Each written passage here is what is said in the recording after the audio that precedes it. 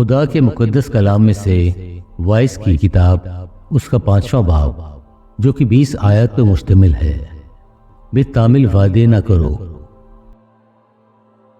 جب تو خدا کے گھر کو جاتا ہے تو سنجیدگی سے قدم رکھ، کیونکہ شنوا ہونے کے لیے جانا احمقوں کے سے زیبے گزرانے سے بہتر ہے، اس لیے کہ وہ نہیں سمجھتے کہ بدی کرتے ہیں۔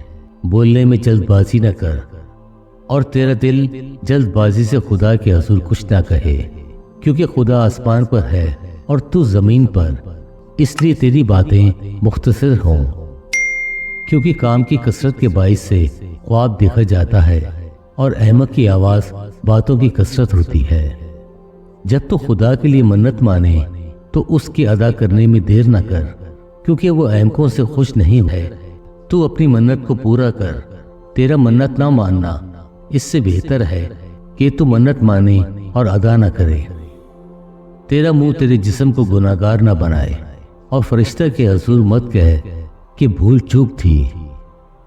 خدا تیری آواز سے کیوں بیزار ہو اور تیرے ہاتھوں کا کام برباد کرے، کیونکہ خوابوں کی زیادتی اور بتلات اور باتوں کی کثرت سے ایسا ہوتا ہے، لیکن تو خدا سے ڈر۔ زندگی بیکار ہے۔ اگر تو ملک کے مسکینوں کو، مظلوم اور عدل و انصاف کو متروک دیکھے تو اس سے حیران نہ ہو، کیونکہ ایک بڑوں سے بڑا ہے جو نگاہ کرتا ہے، اور کوئی ان سب سے بھی بڑا ہے۔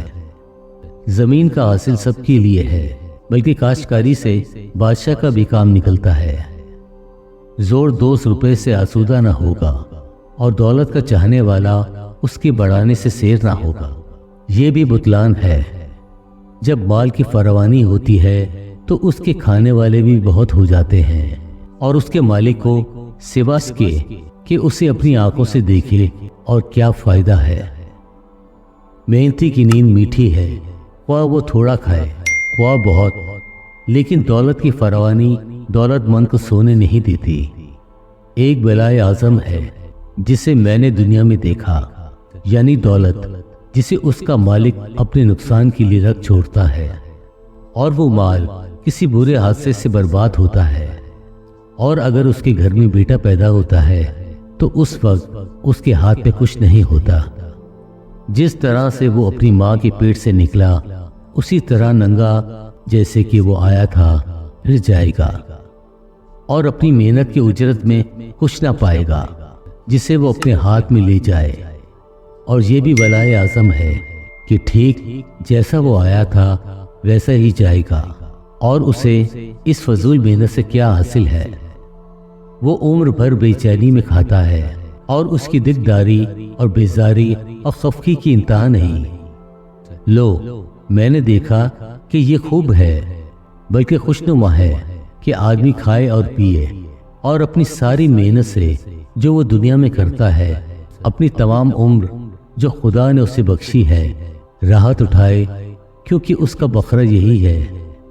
نیز ہر ایک آدمی جسے خدا نے مال و اسباب بخشا اور اسے توفیق دی کہ اس میں سے کھائے اور اپنا بکھرا لے اور اپنی محنت سے شادمان رہے، یہ تو خدا کی بخشش ہے۔